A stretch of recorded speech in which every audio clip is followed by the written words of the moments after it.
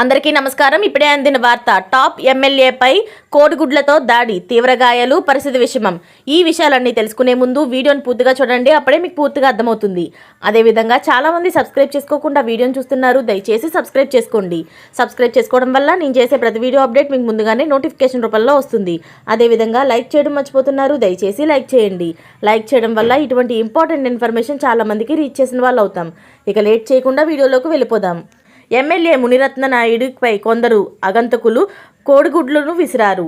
అత్యాచారం కేసులో జైలుకు వెళ్లి మునిరత్న బెయిల్ మీద బయటకు వచ్చి 2 నెలలు అయ్యింది. అయితే అప్పటి నుంచి ఆయనకు ప్రజల్లోకి వచ్చింది ఇదే తొలిసారి కాక ఆ టైంలోనే దాడి జరగడం గమనార్హం. బుధవారం లక్ష్మీనగర్లోని నిర్వహించిన వాజ్పేయి శత జయంతి ఉత్సవాల్లో మునిరత్న పాల్గొన్నారు.